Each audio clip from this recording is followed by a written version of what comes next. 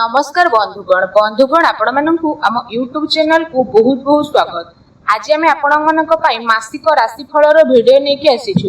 ए जो मासिक राशिफल ग्रहंकर चलन और गोचर को नहीं आधारित अटे से आधार में आम आपण कहबू ए मासटी आपणकर किपरि साब्यस्त हेबो ता सहित आपण क्यारियर रे भाग्य रे आपणकर बिजनेस रे प्रेम रे परिवार रे शिक्षा क्षेत्र रे व्यापारिक क्षेत्र रे कौन सब परिवर्तन देखा मिलिबो लव लाइफ आपणकर मैरिज लाइफ रे कौन सब बड़ बड़ परिवर्तन घटिबो कौन अशुभ ग्रहर प्रतिकार पाई आपण माने उपाय करिवे ता सहित वीडियो शेष रे जो प्रतिकार विषय में कहबू जहा को पालन करबा द्वारा आपणक पई ए मासटी अत्यंत शुभमय रे कटि जिवो।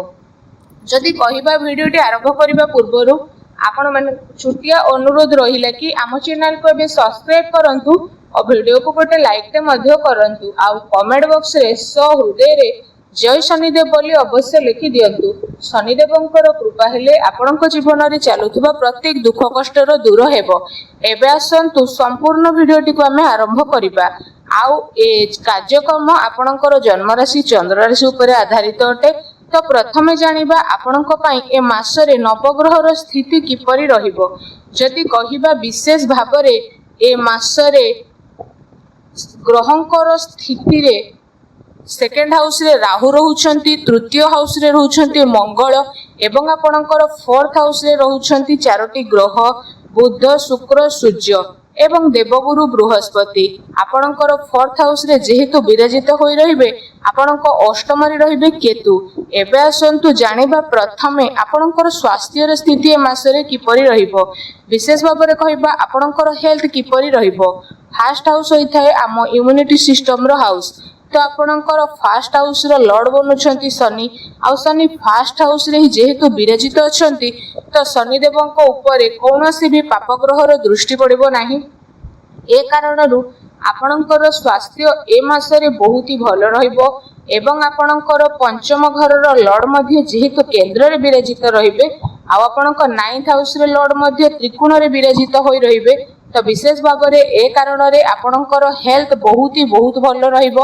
एबे आसंतु जानिबा विद्यार्थी माननक पई ए मासके किपरि कटिबो। पंचम हाउस होइते विद्यार्थी माननक पई आ आपणक पंचम घरर लॉर्ड बनुछंती बुधदेव। बुधदेव आपणकर फोर्थ हाउस रे विराजित जेहेतु अछंती तो विशेष भाव रे जदि हमें कहिबा पंचम भाग को गोचर करिवे तो विद्यार्थी पई गोटे खुशी रे कथा कि विद्यार्थी 14 तारीख को आपणक पंचम भाग को प्रवेश करिवे। 14 तारीख पर विद्यार्थी बहुत भल समय रहिबो।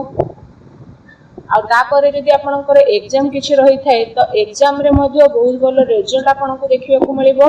विद्यार्थी माने पाठ पढ़ा रे कोनोसी भी बड़ डिसीजन लेबा पई चाहुथले तो आपण से सब डिसीजन मध्ये विशेष भाव रे नै परिबे।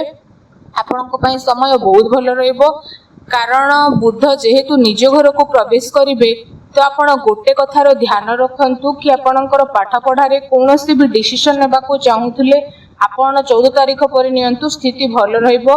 एबे आसंतु जानिबा आपणकर लव लाइफ किपरि रहिबो। जदि लव लाइफ विषय रे कहिबा पंचम भाग होई थाए लव लाइफ रो हाउस आ पंचम रो लॉर्ड बुध केंद्र रे फोर्थ हाउस रे रहिबा हेतु जेउ राशि मानकर लव लाइफ रे अछंती सेमानक पई स्थिति बहुत ही भल रहिबो कारण शनि निज राशि रे जेहेतु विराजित रहिबे आ शुक्र मध्ये निज राशि रे रहिबे तो बुध शुक्र निज राशि रे जेहेतु एठी प्रवेश करिवे तो विशेष भाव रे जदि हम एठी आपण माननकु कहिबो तो जेबे पंचम रे शुक्र विराजित होइथांती तो से राशि रो व्यक्ति माने पूरा रोमांटिक मोड रे रहिथांती आ आपण माने मध्ये 12 तारीख परे विशेष भाव रे रोमांटिक हेकि रहिबे। बुध जेहेतु निज राशि रे विराजित हेबा हेतु आपणकर लव लाइफ रे कोनोसी भी समस्या पूर्वरु चालुथुला किंबा आपणकर लव लाइफ रे आर्गुमेंट चालू थिला बा चालुछि तो बुधदेव जेबे निज घरे प्रवेश करिवे तो लव लाइफ रे रहिथिबा व्यक्तिंकर प्रत्येक दुख कष्ट रो दूर हेबो एवं आपणकर लव संपर्क पुणी थरे जोड़ी हेबा पई मध्ये लागिबो। खास करी 14 जून पर लव लाइफ थिबा व्यक्तिंक पई स्थिति बहुत ही भल रहिबो। एबे आसंतु जानिबा आपणकर मैरिज लाइफ किपरि कटिबो। जून मासरे सप्तम भाग होई थाए मैरिज लाइफ रो आ सप्तम घर रो लॉर्ड बनुछंती सूर्य आ आ सूर्य आपणकर 4th हाउस रे जेहेतु रहुछंती तो सूर्य 15 तारीख को पंचम भाग रे विराजित हेबे। तो सूर्य को स्थिति आपणक पई भल रहिबो कारण प्रथम केंद्र रे रहिबे तापरे त्रिकोण रे जेहेतु गोचर करिवे तो सूर्य जेहेतु मित्र घरे प्रवेश करिवे बुधंक घरे ए कारणरू सूर्यंक स्थिति आपणक पई बहुत ही भल रहिबो। आउ आपणकर मैरिड लाइफ मध्ये भल रहिबो किंतु आपणको गोटे कथार ध्यान रखिबा पई पड़िबो कि शनिंक दृष्टि आपणकर 7th हाउस रे पड़िबा हेतु आपणक भितरे बहुत ही जिद्दी देखिबा को मिलिबो एवं आपणकर मैरिड लाइफ रे छोट छोट कथा को नै आर्गुमेंट मध्ये सृष्टि हेबो। किंतु आ गोटे भल कथा हला कि आपणक मैरिड लाइफ रे कोनोसी भी बड़ समस्या आसीबो नाही कारण सूर्यंक स्थिति जेहेतु बहुत भल रहिबो 4th लॉर्ड शुक्रंक स्थिति बहुत भल रहिबो।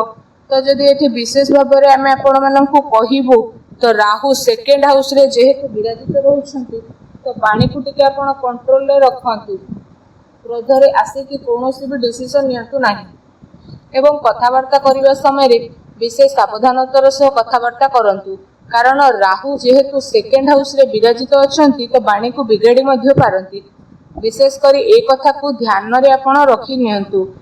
फ्रेंड्स एबे आसंतु जानिबा सबुठारु महत्वपूर्ण विषय रे आपणकर भाग्य कैरियर एवं व्यापार बिजनेस किपरि रहिबो ए मासरे। यदि कहिबा भाग्य स्थान होई थाए 9th हाउस आ कैरियर रो हाउस होई थाए 10th हाउस तो आपणकर 9th रो लॉर्ड बनुछंती विनेस माने शुक्र आ शुक्र देव 4th हाउस रे जेहेतु विराजित होइकी रहिबे तो विशेष भाव में जदि कहिबा आपणकर भाग्य बहुत ही भल रहिबा को जाउछि। तापरे विशेष भाव में 9th हाउस जेहेतु आपणकर मजबूत हेबो तो विशेष भाव में आपणक पई गोटे खुशी कथा आसीबो ए मास आपणक पई भल नुह बहुत ही भल रहिबा को जाउछि कारण ग्रहंकर स्थिति अनुसार आमे एठी पूरा डिटेल्स रे आपणक कहूछु। आ आपणकर भाग्यर स्वामी जेहेतु केंद्र रे निज राशि रे रहिछंती पंचम हाउस रे प्रवेश करिवे मित्र राशि रे तो देखिबा को गले ए मास रे आपणकर भाग्य विशेष भाव रे एते साथ देबो जे आपण केबे भाबी मध्य नथिबे। यदि आपण कोनोसी भी शुभ कार्य आरंभ करबे पई चाहुछंती तो आपण करि मध्य नियंतु भाग्य आपनको साथ अवश्य देबो। आ जदि कोनोसी जगह रे धन इन्वेस्टमेंट करबा को चाहुछंती तो स्थिति भी आपनको पई बहुत भल रहिबो। कोनोसी भी डील मध्य जदि करबा को चाहुछंती तो भी आपण करि परिबे भाग्य आपणकर जबरदस्ती साथ देबो। आ जदि आपण ए मास रे कोनोसी भी शुभ कार्य आरंभ करबा को चाहुछंती तो भी करि नेबे भाग्यर साथ मिलिबो। ग्रहर स्थिति अनुसार मध्य जदि कहिबा आपणकर भाग्य ए मास रे बहुत ही भल रहिबा पई जाउछि। एबे आसंतु जानिबा आपणकर कैरियर विषय रे माने आपणकर कार्य क्षेत्र किपरि ए मास रे रहिबो।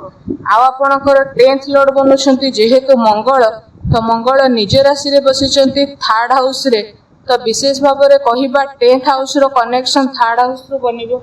ए कारणरू ए मास रे आपण जे कोनोसी काम मध्ये करिवे तुरंत करिवे जमा मध्ये लेट करिवे नाही कारण 3rd हाउस होई थाए पराक्रम साहसर हाउस एवं राइटिंग रो हाउस होई थाए 3rd हाउस ता सहित छोट छोट ट्रैवलिंग रो हाउस मध्ये होई थाए। आ गोटे भल कथा हला ट्रैवलिंग रे आपन को बहुत ही भल फायदा मिलिबो एवं आपण ए मास रे जे कोनोसी भी कार्य करिवे निज फायदा पई करिवे एवं आपनकर फायदा पई ए मास रे नुवा रास्ता खोली जिवो आपनक पई। आउ जो माने टेक्निकल लाइन रे अछंती तो सेमानक पई मध्ये स्थिति बहुत ही भल रहिबो। मेडिकल लाइन ले थिबा व्यक्ति मानक पई मध्ये विशेष भाव रे स्थिति भल रहिबो। जो माने लेखा पढ़ा कार्य करूछंती सेमानक पई भी स्थिति भल रहिबो। सबुठारु भल ट्रैवलिंग कार्य रे भल फायदा मिलिबो ए मास रे। कहिबा को गले आपनकर कैरियर ए मास रे मंगलंकर हाथ रे रहिबो आ मंगलंकर स्थिति मध्ये आपनक पई बहुत ही भल रहिबो। एही कारणरू आपनक पई विशेष भाव रे आपनकर कैरियर ए मास रे जबरदस्त रहिबा को जाउची। व्यापार बिजनेस रो कथा कहिबा पई गले 7th लॉर्ड सूर्य केंद्र रे विराजित होई के रहिछंती तो व्यापार बिजनेस स्थिति बहुत भल रहिबो। प्रतिटी स्थिति आपनक पई भल रहिबो। जहा भी काम करिवे से सबुर आपनको शुभ फल प्राप्त हेबो। एबे आमे आपण मानक पई किछि प्रतिकार नै के आसीछु। प्रतिकार विषय रे जदि कहिबा आपण प्रत्येक दिन पक्षी माननकु किछि ना किछि दाना खाइबाकू दियंतु घरर ईशान कोणरे घी दीप जलांतु देखिबे समय आपणक पई बहुत ही भलो रहइबो। वीडियोटी केमति लागला हमकु कमेंट करके जणांतु। चैनल नुआ आसले चैनल को सब्सक्राइब करंतु। धन्यवाद।